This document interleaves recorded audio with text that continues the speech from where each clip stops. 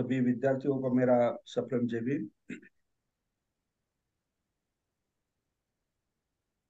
इसके पहले जो क्लास हुआ उसमें हमने पुल्लिंग और नपुंसकलिंग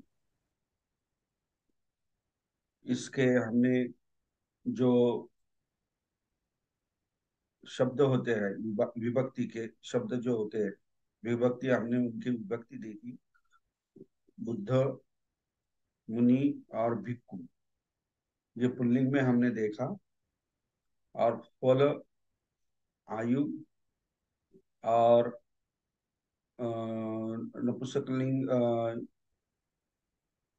आई थिंक मुनि शब्द का हमने नहीं देखा। शायद नपुंसकलिंग देखे है क्या आपने? जय भीम सर. फल शब्द हाँ घेतला सर आपण नपुंसकलिंग मध्ये. हाँ आपण तीन शब्द घेतले नपुंसकलिंगामध्ये. फल, आणि अठ्ठी आणि चक्कू हे तीन शब्द आपण नपुंसकलिंग मध्ये घेतलेले आहेत हाँ वही तो। विभक्तीमध्ये. Yes yes yes. हम्म. हाँ मुझे इसी तरह हमने नपुंसकलिंग और पुल्लिंग के जो विभक्ति के प्रत्यय होते हैं वो हमने देखे, उसका अध्ययन किया। अभी जैसे मैंने पहले ही कहा था कि पूरे पाली भाषा में हर एक नाउन मतलब नाम सब क्या होते हैं, स्वर अंत होते हैं। मतलब उसके अंत में स्वर होता है, हर शब्द के अंत में स्वर होता है। तो वो कौन से स्वर है ये भी हमें पता है। वो स्वर है अ, आ, ई, रस्व, ई, उ रस्व। उसके बाद दीर्घ ई और दीर्घ उ और ए और ओ। तो ये सब स्वर है। तो ये हर एक नाम शब्द के अंत में लगे रहते हैं, जोड़े हुए रहते हैं। ये आपको ध्यान में रखना है।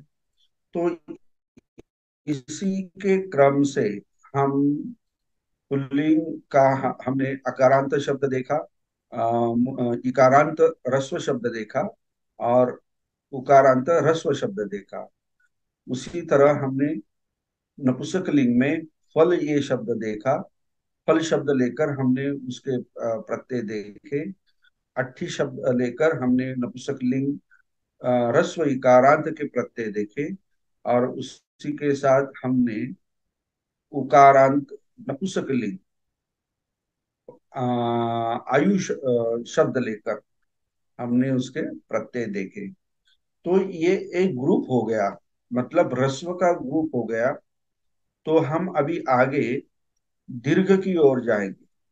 जो दीर्घ शब्द जो है, मतलब दीर्घ इकारांत और दीर्घ उकारांत, ये शब्द हम देखेंगे। तो ये आज का क्लास शुरू होने से पहले पहले क्लास में हमने जो कुछ होमवर्क दिया था, कुछ सेंटेंसेस दिए थे। तो उसके उसका जो अध्ययन है बहुत सारे लोगों ने किया है, विद्यार्थी ने किया है और अच्छी तरह किया है। दो चार माइनर मिस्टेक, ये तो शुरुआत है, वो तो होती ही रहेगी।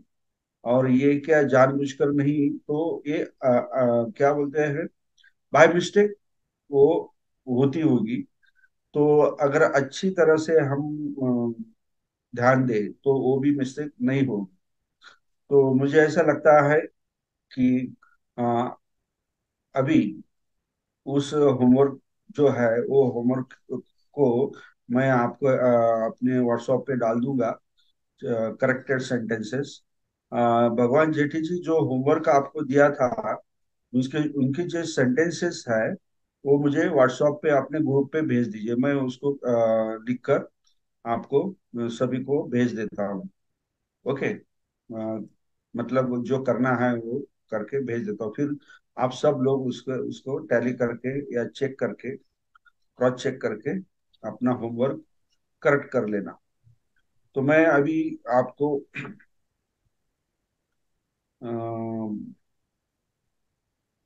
स्क्रीन शेयर कर रहा हूँ। अभी आज हम दीर्घ इकारांत, मतलब ये दीर्घ हो गया, इकारांत शब्द के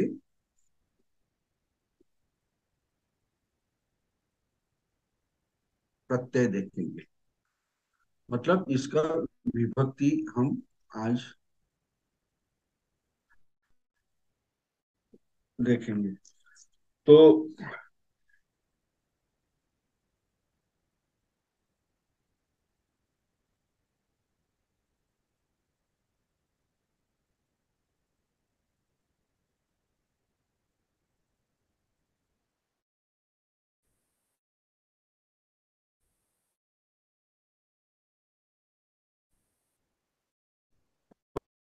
प्रथम से लेकर सप्तमी तक उसका हम प्रत्यय देखेंगे।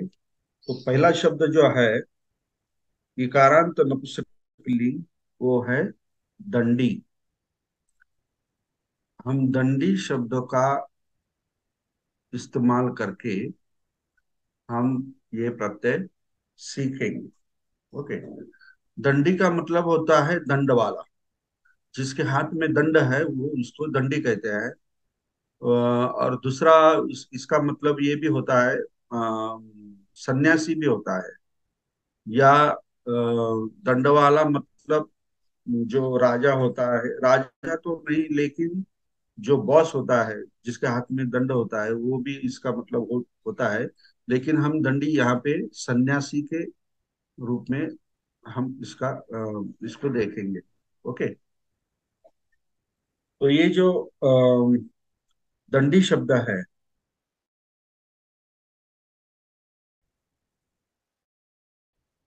तो ये ये एक वचन और ये बहुवचन। ओके।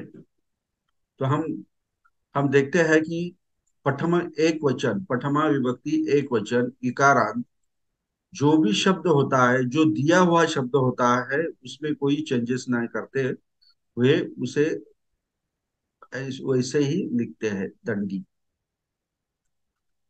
ओके। और इसमें अनेक वचन में हम दंडी,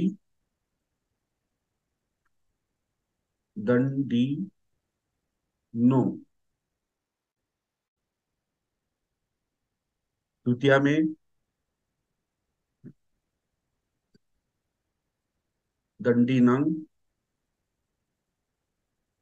या दंडिन,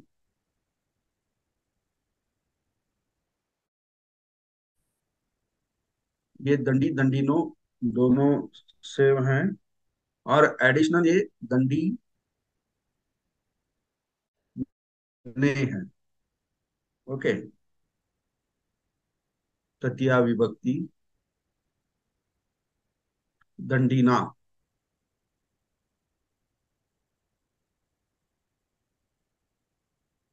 दंडीना, दंडी ही और दंडी। सॉरी, ये दंडी जो है, हमारा जो रूल है उसी के हिसाब से ये क्या चाहिए, ह्रस्व चाहिए। ओके।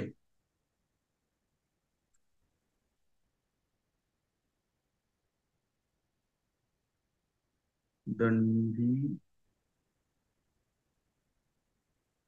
ही और दंडी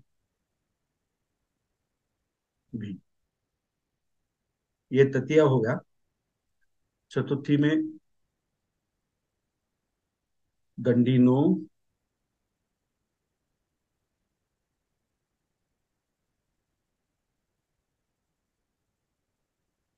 दंडी नो, दंडिस,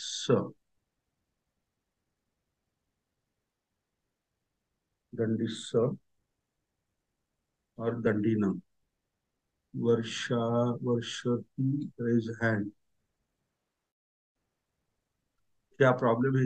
वर्ष, वर्ष, वर्षती। सर हे वरती द्वितीयामध्ये लिहिलं दंडीनी, दंडी, दंडीनो आणि दंडीने, तर दंडीनेच पण इकार जे आहे ते, हाँ का? हा हा रस्वच आहे, दीर्घ नाही, दंडीने असंच आहे। असंच लिहायचं, ठीक आहे सर, ओके. हाँ, असंच लिहायचं। माधुरी मैडम। दंडिस दंडिनं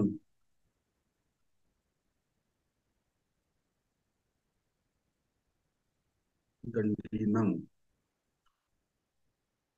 चतुर्थी प्रथमा द्वितीया तृतीया चतुर्थी पंचमी दंडी ना स्मा आणि मा और दंडी ही दंडी भी।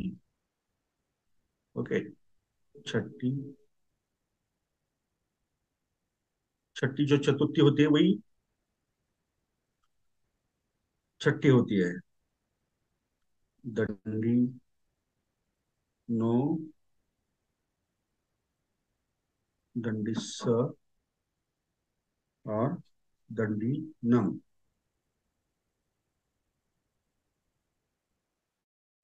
दंडी नम और एडिशनल यहाँ पे कुछ नहीं है। सप्तमी जो है दंडिनी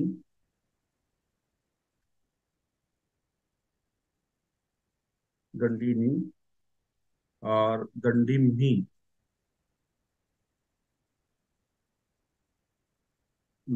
और स्मिन और दंडी सु। एक बार ह्रस्व और दूसरी बार हम ऐसे भी लिख सकते हैं दंडी सु। सिर्फ सप्तमी में, हाँ, सिर्फ सप्तमी में। लेकिन यहाँ पे चतुर्थी जो है चतुर्थी यहाँ पे दंडी ही चाहिए था, किसी का ध्यान नहीं शायद। दंडी नंग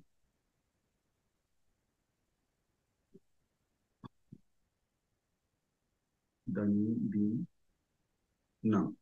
ओके, ऐसा चाहिए था। तो इसी तरह ये इकारांत शब्द के प्रत्यय है। तो यहाँ पे हम देखते हैं कि प्रथमा विभक्ति एक वचन में जैसा शब्द दिया है वैसा ही है, और बहुवचन में ये दीर्घ है, हो गया नहीं, वो ऐसा ही रखा है। सिर्फ दंडी नो यहाँ पे ये प्रत्यय यहाँ पे लगाया हुआ है, नो। तो नो लगाते वक्त लेकिन यहाँ पे आपको ध्यान रखना है कि इसको दीर्घ नहीं करना है, इसको ह्रस्व करना है।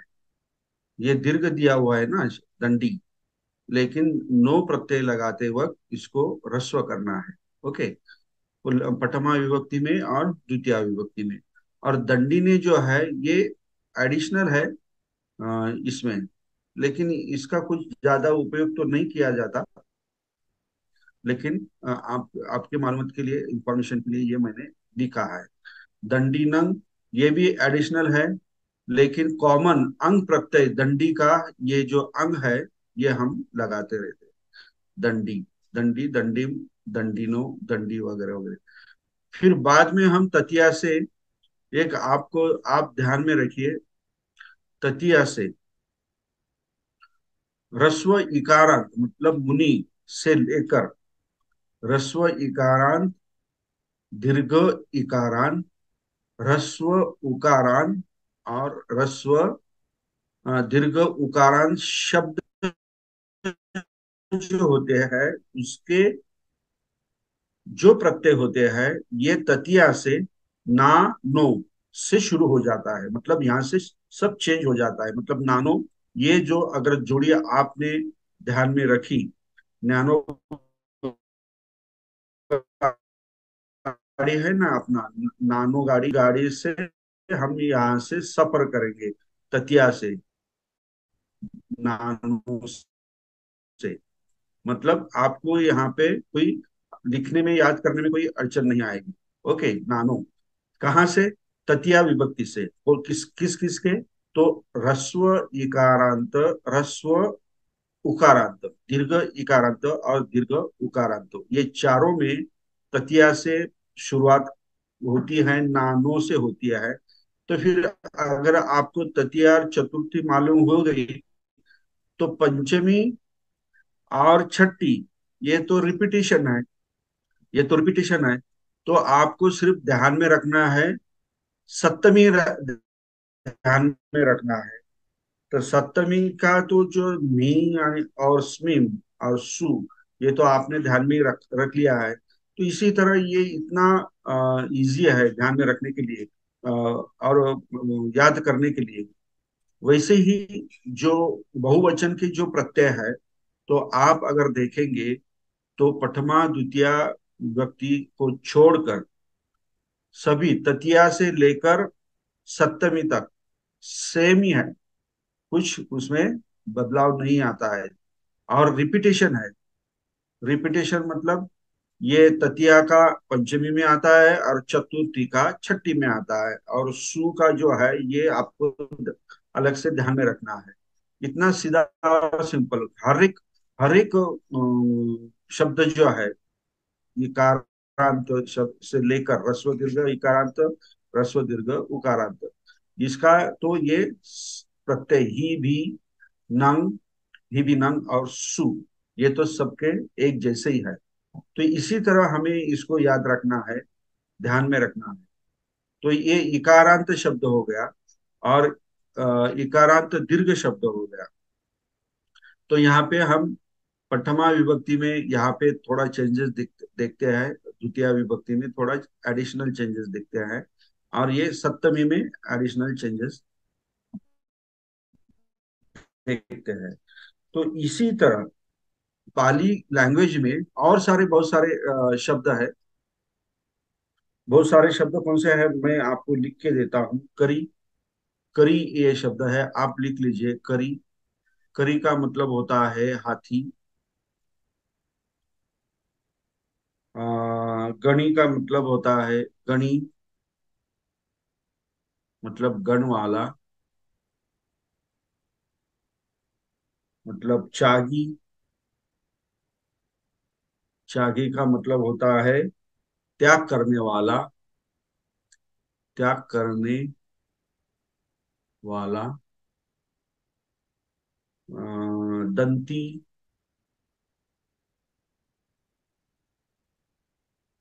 दंती मतलब हाथी, क्योंकि हाथी को दांत होते हैं ना, तो उसके दांत के नाम से भी उसको जाना जाता है, हाथी। हाँ बोला जेठे साहब। हेलो। सर, हा हाँ, गणी म्हणजे गणवाला म्हणजे काय समजायचं सर? गण म्हणजे समूह। समूह, अच्छा, ओके ओके सर, ओके हाँ, ओके. गण म्हणजे समूह. मग तो हम्म. समूह कोणाचा पण असू शकतो, माणसांचा असू ओके ओके. शकतो, आणि सर कोणाचाही आपण मागच्या प्राण्यांचा असू. हा मग आपण पुल्लिंग आणि नपुंसकलिंग जे ते तीन तीन जे आपण शब्द घेतलेले होते विभक्तीमध्ये, तर त्यांच्यामध्ये हम्म, द्वितीयापासून सप्तमीपर्यंत जे काही सिमिलॅरिटी आहे, तर त्याच्यामध्ये पहिले तीन अकारांचे जे आपण घेतलेले होते, अ, अकारांत इकारांत जे पुल्लिंग तीन घेतले आणि इकारांत तीन घेतले होते. तर ते बुद्ध हा फलंशी मॅच होतो, मुनी अठ्ठीसी मॅच होतो, आणि भिक्खू हा चक्कुसी मॅच होतो तृतीया ते सप्तमीपर्यंत. असं आपल्याला असं दिसतं त्याच्यावर चार्टवरून, म्हणजे लक्षात हो ठेवायला हो बरं. हो हो. म्हणजे आपण ओके. तृतीयापासून तर सप्तमीपर्यंत पुल्लिंगचे हा. जे प्रत्यय जे असतात तेच नपुंसकलिंगचे पण असतात, हो सर. हे मी सांगितलं ना. अच्छा. हम्म.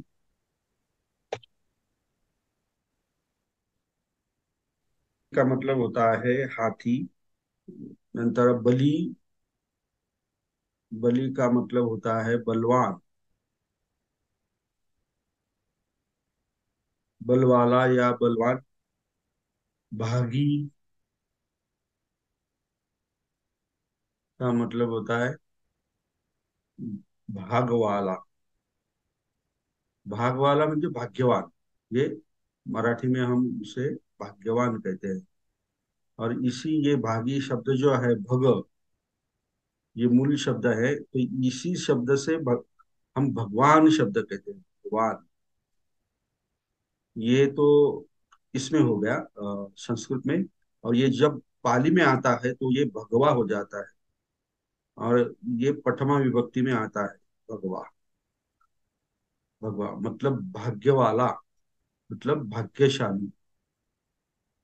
अभी सिद्धार्थ गौतम, ये ऐसी कौन सी बात है कि वो भाग्यवान है और भाग्यशाली है? तो हम वो, आप उसे ढूंढिए, नहीं तो मैं आपको बताऊंगा, इसलिए हम उन्हें भगवान कहते हैं। ओके।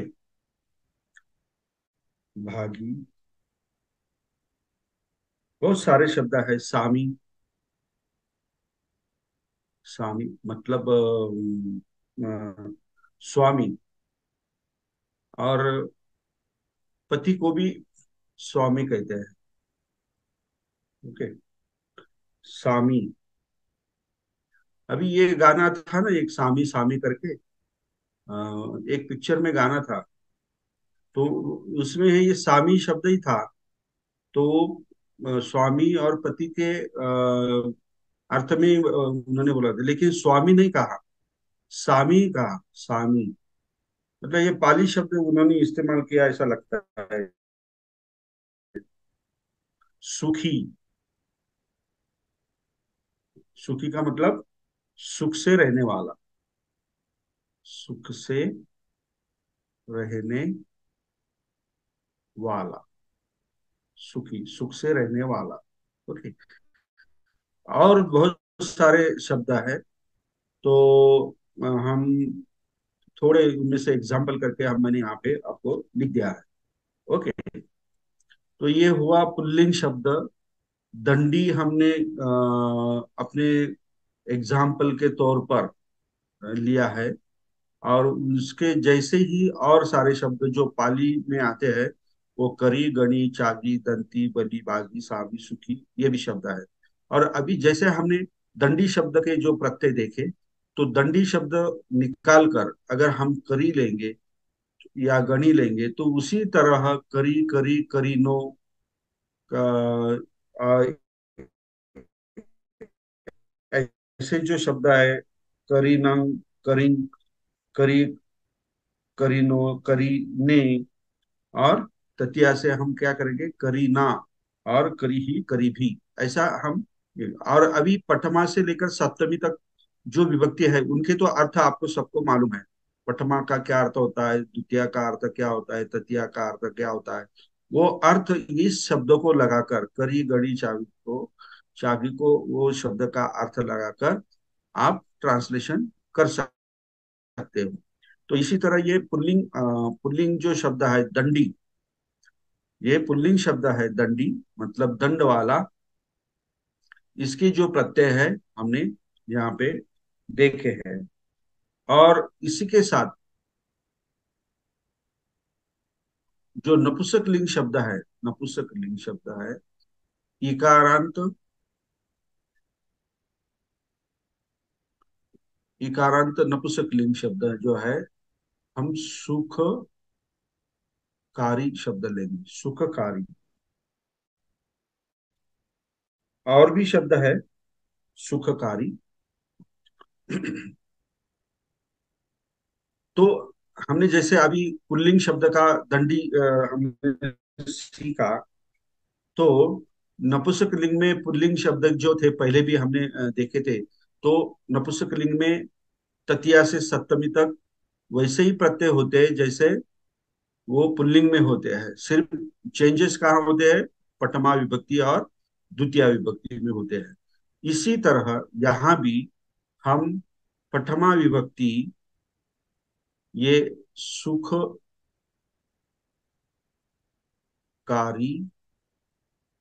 सुखकारी। अभी यहाँ पे देखिए, इकारांत, दीर्घ इकारांत नपुंसक लिंग में ये जो दीर्घ है, वो जैसे के वैसे नहीं आया है। ये क्या है, इसको ह्रस्व कर दिया है, सुखकारी। और ये सुख का ऋणी और सुखकारी। ओके। तो ये जो चेंजेस है, ये आपको ध्यान में रखना है। ये चेंजेस जो है ये आपको ध्यान में रखना है। सुख, ये सुख, सुखा हो गया, एक मिनट,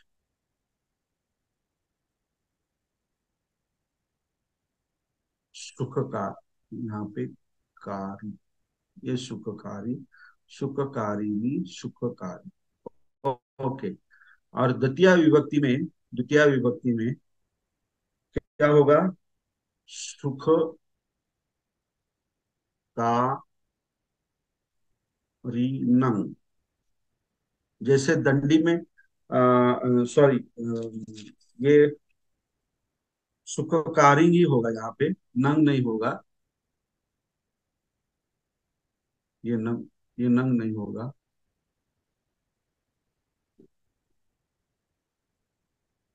सुखकारी और सुखकारिणी, सुखकारी, ये जैसा है वैसा ही रिपीट यहाँ पे नीचे होगा। और बाकी जो है शेष, तृतीया से लेकर सप्तमी तक शेष जो भी है वो सारे दंडी शब्द के जो प्रत्यय है, दंडी शब्द के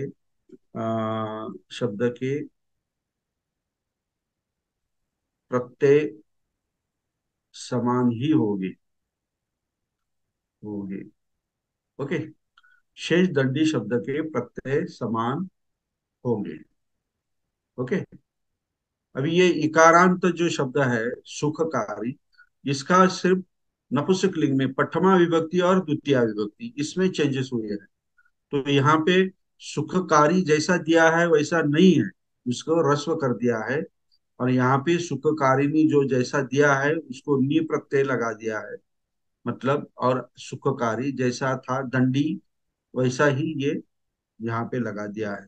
और यहाँ पे एक ही सिर्फ, यहाँ पे सुखकारी नंग नहीं है, उनकी जो अपना कायम रहता है कॉमन, सुखकारिम, तो वो यहाँ पे प्रत्यय है। और जो पठमा की जो प्रत्यय है बहुवचन में, वही द्वितीया के में भी बहुवचन में वही प्रत्यय है। और बाकी शेष जो है वो क्या है, दंडी शब्द के हमने पहले देखे तो उसी तरह। तो क्या आएगा, तृतीया का क्या आएगा? सुखकारी। कौन बोल सकता है, कोई कह सकते हैं? सुख क्या आएगा? तृतीया से कहा,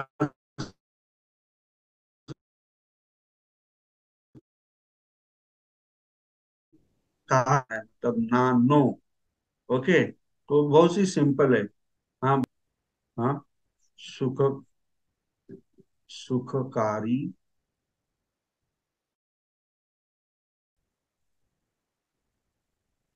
हेलो, कौन बता रहा है? हाँ, सुखकारी। हाँ, सुखकारी ना। Very good. हाँ हाँ। और बहुवचन में क्या होगा? सुखकारी ही नी। सुखकारी ही, सुखकारी भी। हाँ, लेकिन कैसा लिखेंगे उसे? सुखकारी ही और सुखकारी भी। और इसका मीनिंग क्या हुआ? ततिया का इसका मीनिंग क्या हुआ? सुखकारी, सुखकारिणा का। सुखकारी। हाँ। हाँ। एक मिनिट. मराठीत सांगू का सर? हाँ हाँ, बोला ना, बोला। सुखाद्वारे. हाँ, सुखकारी मतलब सुख, सुखाने रहनारा। सुख से. लक्षात मराठी में, हाँ, सुख से रहने वाला उसे सुखकारी कहते हैं। और मराठी में जो सुखाने राहतो तो सुखकारी, म्हणजे जो सुखाने राहतो त्याच्याद्वारे, त्याच्या मार्फत. ओके. जो जे सुखाने राहतात त्यांच्याद्वारे, त्यांच्या मार्फत. ओके। चतुर्थी विभक्ति क्या आएगी?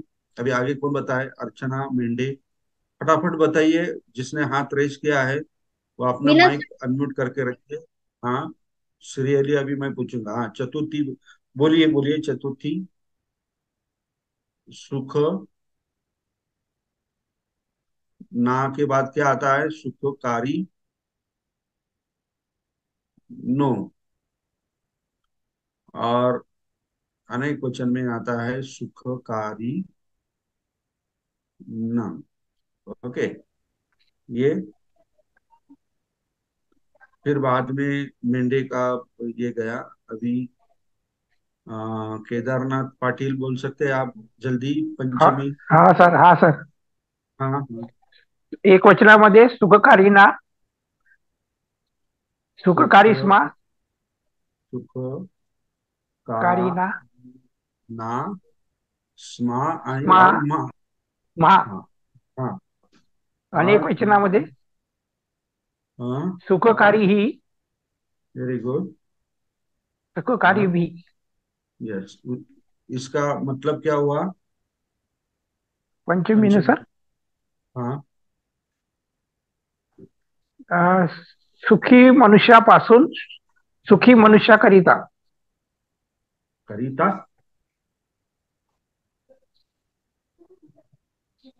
काय गडबड करता तुम्ही केदारनाथजी? तो पासून आणि कडून. कडून म्हणा ना, करिता काय म्हणता? कडून कडून कडून सर. हाँ ओके ओके ओके। हाँ, छठी कौन है अभी? उज्ज्वला मेश्राम।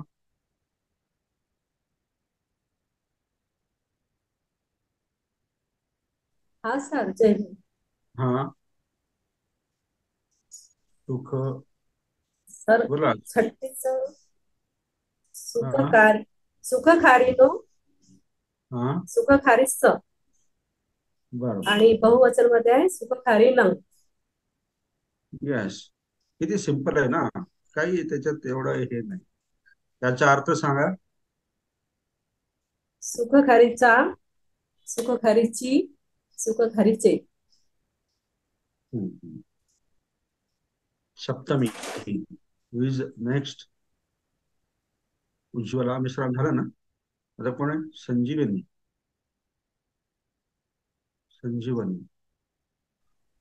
हा सर, नमोदय. हाँ हाँ नंबर। हा सर, पेज नंबर 97, पालीभाषा ओळख यामध्ये सर, सुखकारी प्रथमा विभक्ती, अ, एक वचन सुखकारी, अनेक वचन सुखकारी, सुखकारी नो आहे सर. नाही, ते ते त्यामध्ये हा बघू हा. नका. मी जे सांगितले ना ओके ओके. ते लिहा सांगा. ओके ते त्यामध्ये okay sir. Typing okay mistake sir. आहेत. ओके, हा हा सप्तमी हा. सांगा. ओके.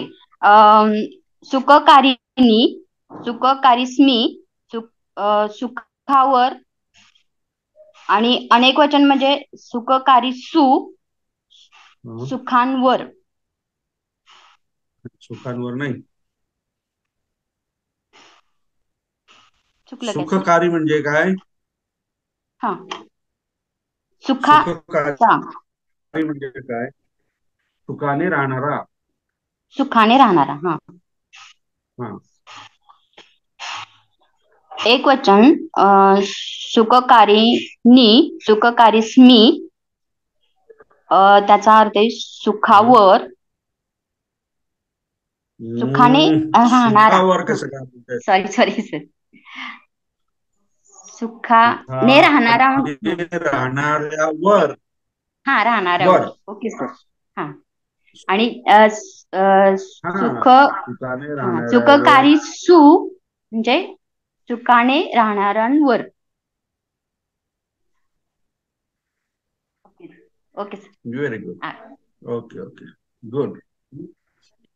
आता ज्यांनी ज्यांनी सांगितलं आहे ना त्यांनी आता हँड रेज करू नका. आणि ज्यांनी बोललेलं आहे सांगितलं त्यांनी हँड रेज करू नका. आणि हँड रेज असेल तर तो बंद करू द्या. दुसऱ्यांना कोणाला बाकीच्यांना पण चान्स द्या. ओके. तुम्ही स्वतःच स्वतःला नियम घालून द्या थोडे. ओके. तो अशा प्रकारे इसी तरह हमने क्या सीखा? पुल्लिंग, पुल्लिंग इकारांत शब्द हमने दंडी शब्द लिया। और नपुंसक लिंग में इकारांत जो शब्द है वो कौन सा लिया? सुखकारी। सुखकार। ओके, ये दोनों शब्द जो है दंडी और सुखकारी, इसके हमने विभक्ति और प्रत्यय। अभी विभक्ति के तो अर्थ अभी आप सबको मालूम है और पता है, और अभी आपको तो ये आगे आगे बहुत इजी लगेगा, क्योंकि यही पैटर्न रिपीटेड रिपीटेड रिपीटेड होता है। ओके, ये अभी दीर्घ हो गया ई का।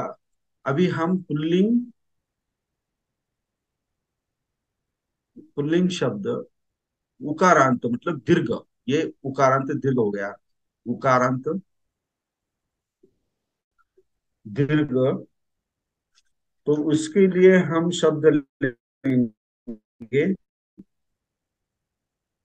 सबन्यु। सबन्यु, ये उकारांत हो गया। इसका मतलब होता है सर्वज्ञ। ओके, और नपुंसकलिंग शब्द जो है उस ये दीर्घ उकारांत शब्द हम उकारांत शब्द हम लेंगे स्वयंभू। स्वयंभू, स य आधा म और ये भू, स्वयंभू। ओके, तो ये दो शब्द हम यहाँ पे इसका अभी विभक्ति कैसे होती है ये देखेंगे। तो आपको अगर देखना है कि अभी जो हमने दंडी और सुखकारी की जो प्रत्यय देखे, उसी तरह इसके भी प्रत्यय है, इसमें कोई चेंजेस नहीं है, मतलब कोई बदलाव नहीं है।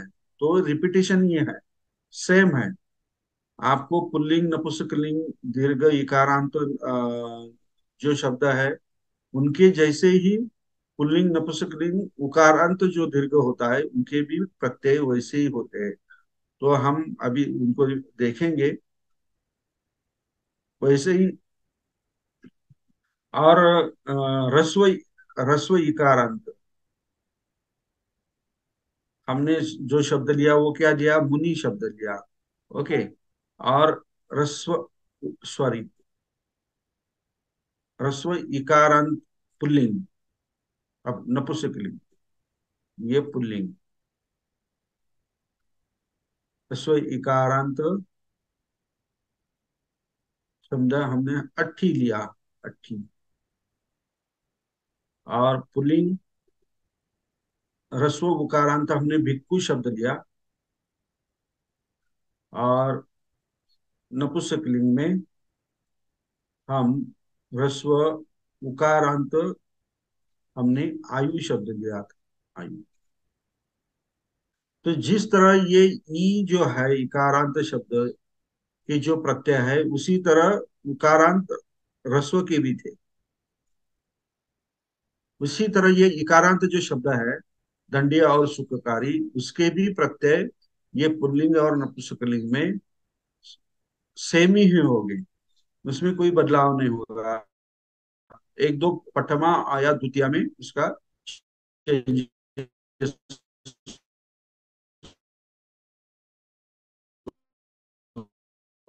होगा। ग्लांस, ये जो विभक्ता है मतलब एक जैसे, एक जैसापन, जो एक जिनसी बोलते हैं ना, वो कहाँ है, रिपीटेशन कहाँ है।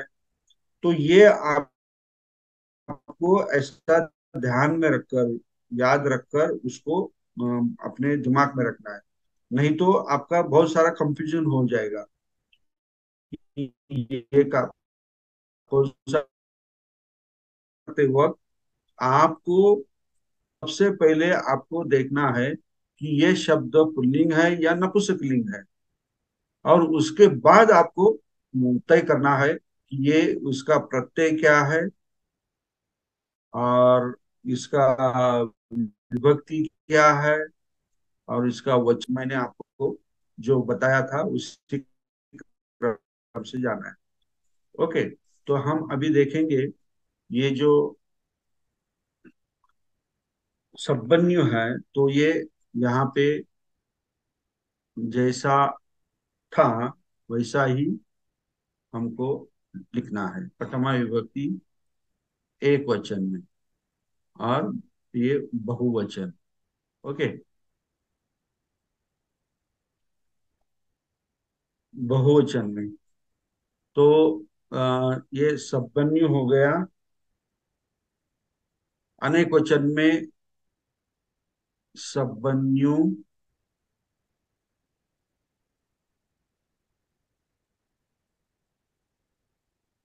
सब्बन्यु,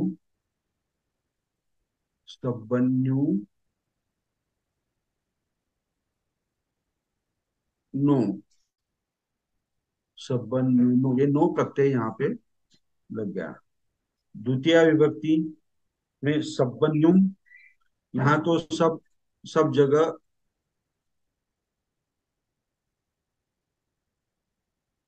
अंग प्रत्यय लगता ही है द्वितीय का। कहीं भी जाओ, पुल्लिंग में जाओ, नपुंसकलिंग में जाओ या स्त्रीलिंग में जाओ, और ये सिमिलर है। अभी आप देखेंगे, मैंने आपको जो दंडी शब्द दिया था, तो दंडी शब्द जो है वो भी दंडी शब्द जैसे दिया था वैसा ही है। और जैसा यहाँ पे दंडी शब्द लिखा था, उस सब्बन्यु भी यहाँ पे लिखा है। जैसे दंडी नो किया था, वैसे ये दंड सब्बन्युनो है। और दंडी का भी हमने ह्रस्व विलांटी की थी, और यहाँ भी ह्रस्व उकार है।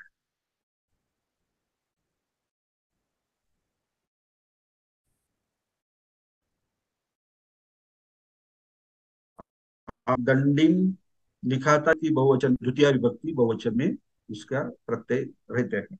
ओके, तो अभी तृतीया से आपको क्या क्या करना है, किसमें सवारी करनी है, कैसे जाना है?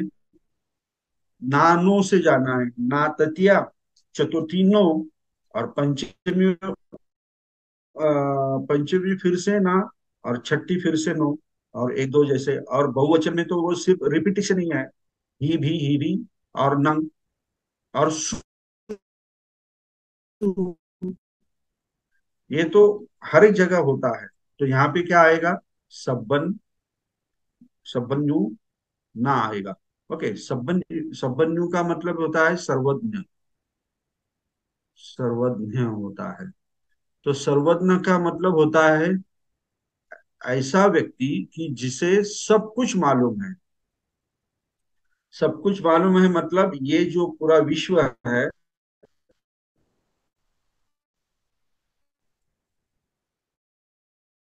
कौन सी प्रक्रिया जो रखता है उसे सर्वज्ञ कहते हैं। और भगवान बुद्ध को हम सर्वज्ञ कहते हैं, मतलब सर्वज्ञ कहते हैं। It is a kind of adjective, ये विशेषण है, आ, सर्वज्ञ या सर्वज्ञ। क्योंकि भगवान बुद्ध को ये विश्व में ऐसा कोई ज्ञान नहीं है कि जो भगवान बुद्ध को मालूम नहीं, सब तरीके का ज्ञान है। इसलिए हम भगवान बुद्ध को क्या कहते हैं? सर्वज्ञ। तो सर्वज्ञ मतलब जिसे सब मालूम है उसके द्वारा सर्वज्ञ।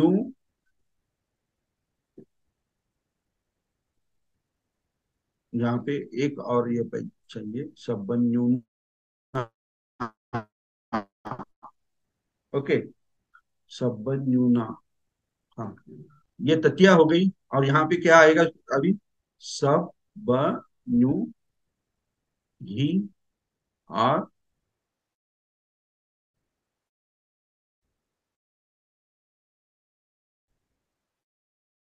भी।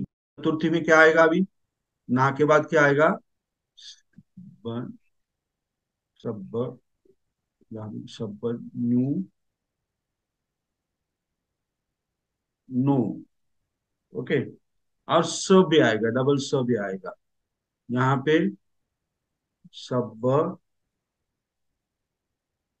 न्यू, नंग, मतलब सर्वज्ञ के लिए, या सर्वज्ञासाठी, या करिता, या सर्वज्ञांसाठी, असा याचा मिनिंग होईल। ओके, इसका मिनिंग हो जाएगा। पंचमी का क्या आएगा? पंचमी का सब, न्यू, ना, स्मा, और मा। ओके, अभी आपको ये प्रत्यय जो है, ये तो प्रत्यय आपको बहुत सारे पार्ट हुए होंगे। ही भी मतलब सबन्यु ही, सबन्यु भी। और छठी का जो है, जो चतुर्थी का जो है, वही नो और स। मैं अभी सिर्फ प्रत्यय लिखता हूँ। ओके। और यहाँ पे नम आएगा। आप यहाँ पे सबन्यु जोड़ लेना, उसके साथ लगा लेना। और सप्तमी मी और स्मिन। और यहाँ पे सबन्यु सु, यहाँ पे सु। ओके। तो इसी तरह ये पुल्लिंग में सबन्यु मतलब सर्वज्ञ के जो प्रत्यय है वो इसी तरह है। तो ये प्रथमा से लेकर सप्तमी तक आप इसका जो विभक्ति का अर्थ है इसे लगाकर आप देख सकते हो। तो इसी के जैसे पाली शब्द में और सारे भी शब्द है, तो वो है मग्गन्यु। हम आप लिख लीजिए मग्गन्यु मतलब मार्गज्ञ। मार्गज्ञ मतलब मार्ग का ज्ञान रखने वाला, मार्ग का ज्ञान जिसको है वो। धम्मन्यु, धम्मन्यु मतलब धर्म का ज्ञान रखने वाला। ओके। अथन्यु, अथन्यु मतलब अर्थ का ध्यान ज्ञान रखने वाला, मतलब इकोनॉमिक्स कहते हैं ना, वो अर्थ का ज्ञान मतलब पैसों का।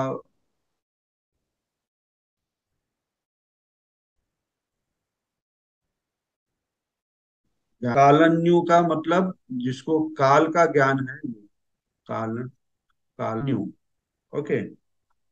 विदु, ये विदु शब्द भी है, विदु। विदु का मतलब जानने वाला, जानने वाला। तो भगवान बुद्ध को हम लोक विदु कहते हैं। आपको पता होगा बुद्ध वंदना में हम कहते हैं इतिपिसो भगवा अरहं सम्मा संबुद्धो, है कि नहीं। विद्याचरण संपन्नो सुगतो लोक विदु। तो लोक का ज्ञान रखने, लोक को जानने वाले भगवान बुद्ध थे, इसलिए इसे विदु, विदु कहते हैं, लोक विदु। और ये लोक कौन सा है, मतलब ये 31 प्लेन्स ऑफ एग्जिस्टेंस मतलब 31 प्रकार के जो अस्तित्व है ये पूरे विश्व में 31 प्रकार के जो एग्जिस्टेंस मतलब अस्तित्व है, तो उसे भगवान बुद्ध जानते थे, इसलिए उन्हें लोक विदु हमने कहा है। और ये 31 लोक में से हम मनुष्य लोक में जी रहे हैं अभी। मनुष्य लोक में, मनुष्य लोक में हम जी रहे हैं। तो इसी तरह मनुष्य लोक के साथ और सारे 30 अलग लोक है, मतलब अस्तित्व है, तो उसका ज्ञान भगवान बुद्ध रखते थे और जानते थे। विद, विदु मतलब विद मतलब रियलाइज करते थे, इसलिए हम उन्हें लोक विदु कहते हैं। ओके। तो इसी तरह वेदगु भी शब्द है, वेदगु। वेदगु, वेदगु मतलब वेदनाओं के पार जाने वाला, वेदनाओं के पार जाने वाला। ओके। वेदनाओं के पार जाने वाला, वेदगु। ये जो वेद शब्द जो आया है, तो ये वेद शब्द से तैयार हो गया है। ये वेद शब्द मतलब रियलाइज करना, मतलब अनुभव करना, अनुभव अनुभूति के स्तर पर उसको देखना। विद शब्द जो है ये धातु है, विद। लेकिन ये विद का ये ई का ए हो जाता है, वो व्याकरण का भाग है। तो ये वी का वे हो गया और ये द। तो और ये जो गु शब्द है, ये जो इसमें जो एक्सपर्ट रहता है उसे ये गु क्या कहते हैं, इसे तद्धित प्रत्यय कहते हैं इसे। तो ये यहाँ पे लग गया। तो वेदगु मतलब जो वेदना, मतलब जो रियलाइजेशन के बाहर, उसके आगे बहुत, अनुभूति के स्तर पर बहुत ही आगे जाने वाला जो भी है, उसे हम वेदोगु कहते हैं। ओके, मतलब ये जो है रस्व है, रस्व है, वेदगु। ओके, पारगु, पारगु मतलब ये पार करने वाला। पारगु, भगवान बुद्ध को भी हम पारगु कह सकते हैं, क्योंकि उन्होंने क्या किया है, ये जो जन्म चक्र का जो अब जन्म मृत्यु का जो चक्र है, हाँ, या भव है, मतलब समुंदर है, इसको क्या किया भगवान बुद्ध ने, पार किया। इसलिए हम उसको पारगु भी कह सकते हैं। तो इसी तरह बहुत सारे शब्द जो है सब्बन्यु के जैसे यहाँ पे मैंने आपको बताया है। तो हम अभी इसके बारे में किसी को कोई शंका है, किसी को कुछ पूछना है?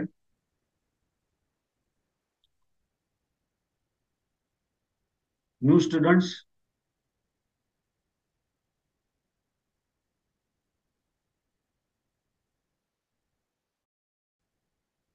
सब्बन्यु दीर्घ उकारांत पुल्लिंग शब्द है।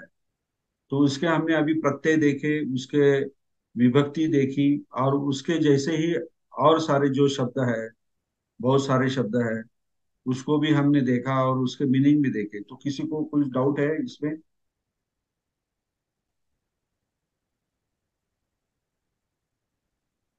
हम्म।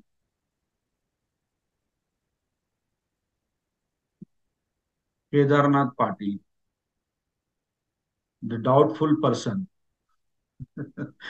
सर ते ओके, बोलिए। हाँ, वेदगूचा गु दीर्घ पाहिजे सर. हा दीर्घच आहे ना, हा दीर्घच आहे ना इथे। हा, पहिले आधी तुम्ही रस्व लिहिला होता. हाँ, तो हा. इतनी गलती तो आप मुझे माफ कर सकते हो ना। नाही नाही, माफ नाही सर, बाकीच्यासाठी मी सांगितलं. जाने अनजाने में जो गलती होती है वो तो आप माफ कर सकते हो मुझे। मी मी ते बरोबर लिहिलं होतं सर, पण बाकीच्यासाठी म्हणून मी निदर्शनास आणून देण्यासाठी मार्क केलं. हाँ हाँ, नहीं, मैंने वो गलती मेरी मतलब मुझे देखी, तो मैंने ये वापस दीर्घ कर दिया था वेद को। ओके। Okay okay. बाकी दूसरा कुछ जानने में कुछ कठिनाई है क्या किसी को? नहीं, कि ये मुझे समझ में नहीं आया, ऐसा कुछ किसी का सवाल है, किसी को कहना है कुछ? नहीं है तो फिर हम नपुंसकलिंग जो शब्द है वो देखेंगे। नपुंसकलिंग शब्द, नपुंसकलिंग शब्द वो क्या लिया है हमने? संयम भू, संयम भू। ओके, अभी उसी तरह नपुंसकलिंग आया तो प्रथमा विभक्ति और द्वितीय विभक्ति, इसमें थोड़े चेंजेस आते हैं। ये संयम भू जो है यहाँ पे देखिए, ये ह्रस्व है, और अनेक वचन में संयम भू जो है ये दीर्घ है, और ये संयम भू, संयम भूनि, संयम भूनि, ये नी प्रत्यय नपुंसक लिंग आया तो ये नी प्रत्यय आता ही है। सिर्फ अकारांत जो प्रत्यय अकारांत शब्द जो होता है, मतलब बुद्ध शब्द या आपला सॉरी नपुंसकलिंग फल शब्द, उसमें आने आता है, मतलब फल प्लस आनी मतलब फलानी, ऐसा हमें कहना है। वहां पे ओनली नी नहीं होते हैं, हाँ, आनी होता है प्रत्यय। और द्वितीय में संयम भूम, ये अंग प्रत्यय यहाँ पे आ गया, और ये जैसा है वैसा ही रहेगा, ये भी जैसा है वैसा ही रहेगा। सिर्फ ततिया से क्या, अभी यहाँ से ततिया से सप्तमी तक क्या होगा? ये नपुंसकलिंग शब्द है ना, उकारांत। तो जो पुल्लिंग शब्द हमने देखा, पुल्लिंग शब्द अभी देखा हमने, वो क्या देखा? सब्बन्यु देखा। तो उनके जो प्रत्यय जो है तृतीया से लेकर सप्तमी तक, वही प्रत्यय यहीं पे होंगे। तो कैसा रहेगा? संयम भू ना। ओके। चतुर्थी में क्या रहेगा? नो या स। ये नाक यहाँ पे ही और भी। अभी मैं शॉर्ट फॉर्म में ओनली प्रत्यय लिख रहा हूं, तो आप यहाँ पे स्वयंभू उसको आपको जोड़ना है। ओके। पंचमी में क्या होगा? ना, स्मा और मा। ओके। ही और भी। और छठी में क्या होगा? सॉरी, छठी में क्या होगा? चतुर्थी क्या है? हाँ, चतुर्थी क्या है? रिपीटेशन है ना, नो और स। ओके। और ये नंग। और सप्तमी में स्मिन और मी और सु। ये प्रत्यय मैंने आपको नपुंसकलिंग की जो स्वयंभू हमने लिया है शब्द, वो हमने यहाँ पे उसके प्रत्यय लिख दिए। तो इसी तरह अभी आपको मैं कुछ पॉइंट लिख के देता हूं इसके बारे में। तो ये आपको याद रखना, मतलब विभक्ति के बारे में याद रखना है। ओके। तो जैसे हम देखेंगे अभी, एट अ ग्लांस देखेंगे, ये पुल्लिंग और नपुंसकलिंग। ओके। तो यहाँ पे अकारांत, आकारांत, इकारांत, उकारांत और दीर्घ इकारांत, दीर्घ उकारांत। तो यहाँ पे हमने आकारांत अभी सीखा नहीं, क्योंकि पुल्लिंग में आकारांत शब्द आता ही नहीं। ओके। और ए जो है यहाँ पे, ए और ओ, तो ए एकारांत शब्द नहीं होते हैं, और ओकारांत शब्द है, गो और चित्त गो वगैरह वगैरह, तो हम उसको भी देखेंगे। तो ये पुल्लिंग अकारांत शब्द हमने क्या दिखा? बुद्ध शब्द के अनुसार हमने उसके प्रत्यय देखे। आकारांत शब्द पुल्लिंग में नहीं है। इकारांत शब्द है जो है, हमने मुनि शब्द लिया था। उकारांत शब्द हमने भिक्खु शब्द लिया था। ओके। इकारांत जो शब्द है वो हमने कौन सा लिया? इकारांत अभी लिया ना, दंडी। और ये दीर्घ उकारांत कौन सा शब्द लिया? सब्बन न्यू। ओके। इसी तरह नपुंसकलिंग में हमने फल शब्द लिया, यहाँ पे नहीं है आकारांत। ये मुनि की जगह हमने कौन सा शब्द लिया? अट्ठी। नपुंसकलिंग शब्द अट्ठी। भिक्खु के पुल्लिंग शब्द के बाद नपुंसकलिंग शब्द कौन सा लिया? उकारांत रस्व। आयु। दीर्घ इकारांत दंडी। तो यहाँ पे हमने क्या लिखा? सुख कारी। सुख कारी। ओके। और यहाँ पे स्वयंभू। तो इसी तरह हमने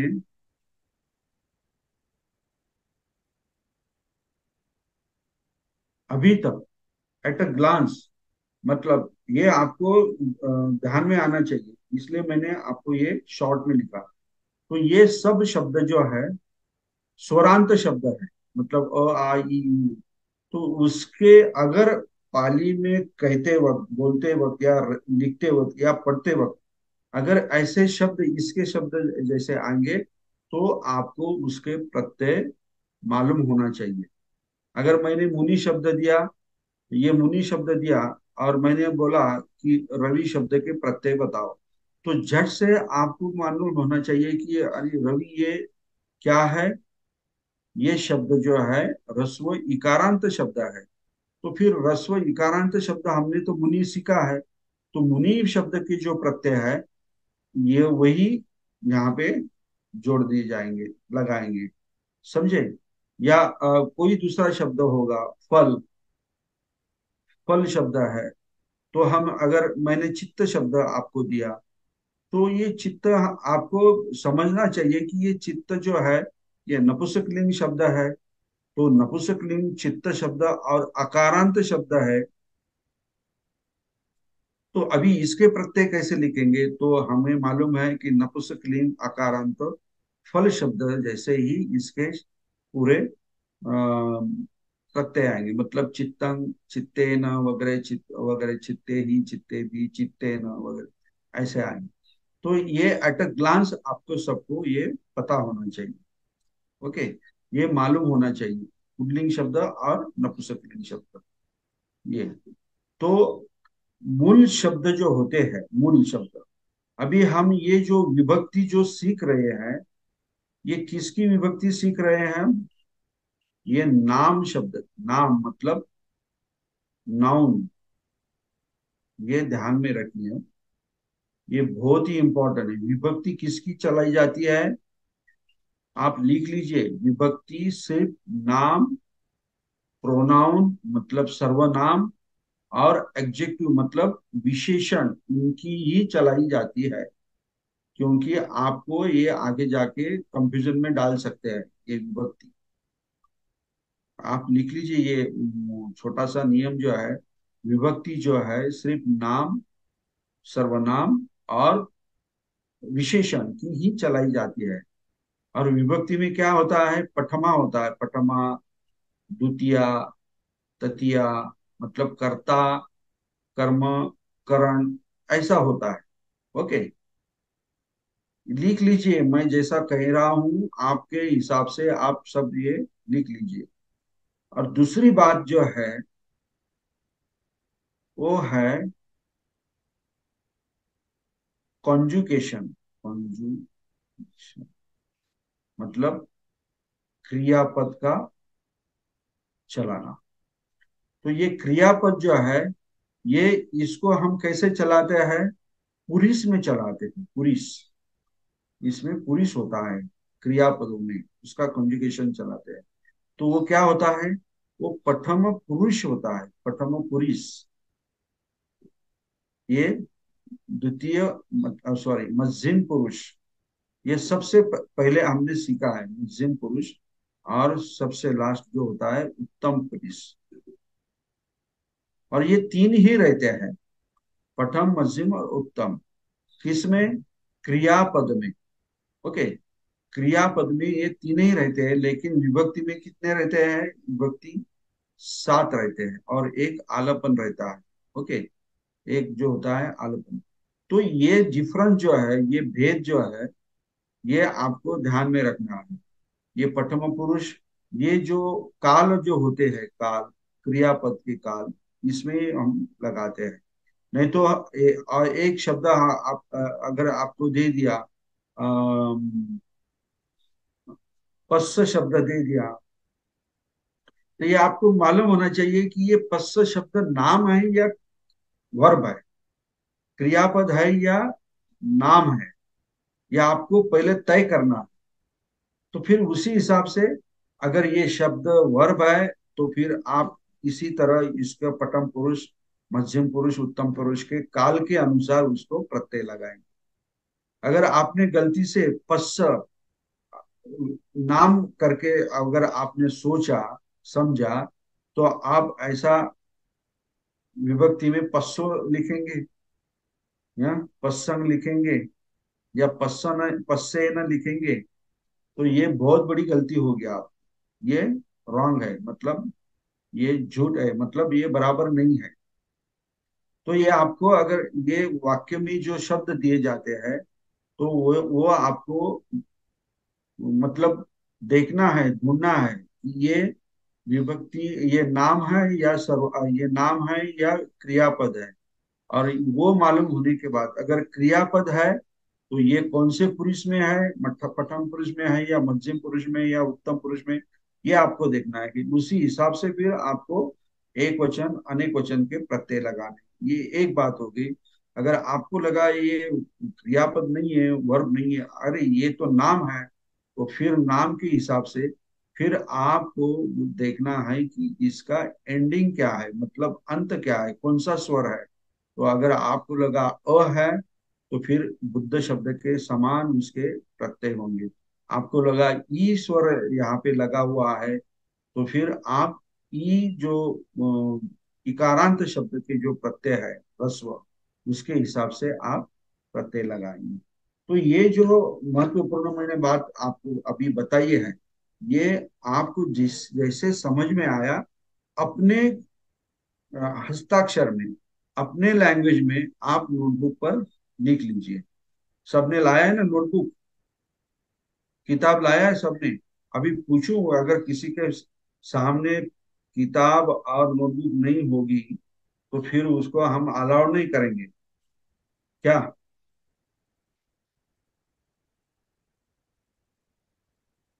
क्या मैं पूछ सकता हूँ? किसी का भी आवाज नहीं। मुझे लगता है सबने किताब और नोटबुक लाए हो। तो ये जो मैंने आपको, हाँ भोके मैडम कहिए। जयभीम सर आहे सर, हाँ लिहित आहे सर. हाँ, लेत है ना, हाँ वेरी गुड, छान। हा सर. तर ये जो बातें हैं ये बहुत ही महत्वपूर्ण है। आप सर आवाज, माईक अनम्यूट करा.